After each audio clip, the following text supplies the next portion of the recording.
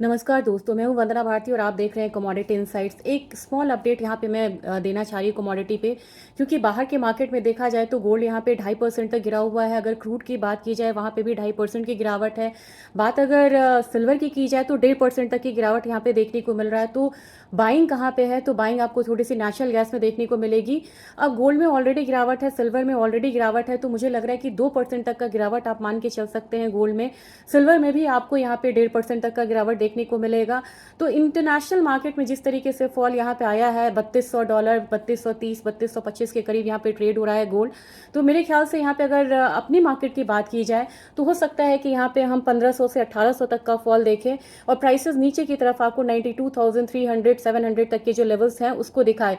तो अगर आप पिछले वीडियो को रेफर करेंगे तो मैंने आपसे कहा था कि 92,300 हमारा अल्टीमेट टारगेट यहाँ पे होना चाहिए, डाउनसाइड लेवल का सपोर्ट होना चाहिए, वो यहाँ पे देखने को मिल सकता है। अगर बात यहाँ पे चांदी की जाए तो चांदी धीरे धीरे अब यहाँ पे एक फॉल लेगा और फॉल लेगी और ये चांदी जो है आपको 93,000 के रेंज में नीचे की तरफ आनी चाहिए। और अगर बात यहाँ पे क्रूड ऑयल की जाए जो कि 2.5% यहाँ पे गिरा हुआ है इंटरनेशनल मार्केट में, तो उससे हम 4750 से लेके 4800 तक का मूव जो है आता हुआ देख सकते हैं। और अल्टीमेटली क्रूड ऑयल में काफ़ी लोगों की पोजीशन फंसी थी, $55 तक हम एक रेट्स जो है वो आता हुआ यहाँ पे देख सकते हैं। और अल्टीमेटली अगर $55 से नीचे भी सस्टेन करती है तो ये कमोडिटी $50 तक भी आ सकती है। यहाँ पे आपको बेस मेटल्स एक रेंज में हो सकता है हल्का दबाव पहले रहे, फिर बाद में हो सकता है कि फ्रेश बाइंग यहाँ पे देखने को मिले। अब रीज़न ये है कि इंटरनेशनल मार्केट में टैरिफ ही सबसे बड़ा यहाँ पे ट्रिगर है। टैरिफ का देखा जाए तो टैरिफ में अब यूएस ने कहा है कि इंडिया साउथ कोरिया से इनकी बात काफ़ी अच्छी चल रही है, काफ़ी प्रोग्रेसिव है यहाँ पे टैरिफ टॉक। और चाइना से भी काफ़ी ज़्यादा डेवलपमेंट यहाँ पे बढ़िया है, तो जो सेफ हेवन बाइंग है वो गई है।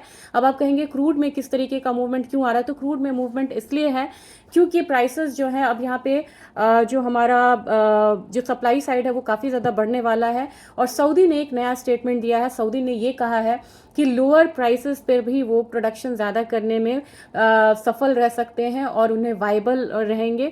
तो इसका मतलब है कि मई जो 5 मई को मीटिंग होने वाली है उसमें वो हो सकता है कि यहाँ पे बोले कि प्रोडक्शन बढ़ाने की जो बात हो रही थी वो उसे कंटिन्यू कर सकते हैं। तो संभल के यहाँ पे ट्रेड करना है। गैप डाउन ओपनिंग याद रखिए कि आपको गोल्ड, सिल्वर और क्रूड में देखने को मिल सकता है। नेचुरल गैस में हल्की बाइंग मिलेगी।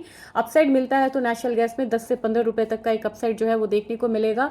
और मेटल्स में आपको यहाँ पे वेट करना होगा। कॉपर में बहुत ज़्यादा गिरावट नहीं है, इस बात को ध्यान में रखिए, क्योंकि कॉपर में ऑलरेडी 30 रुपए की गिरावट हम लोगों ने कल के मार्केट में आता हुआ देखा था। तो संभल के ट्रेड करिए। शॉर्ट अपडेट्स मैं यहाँ पे देती रहूंगी। Thank you.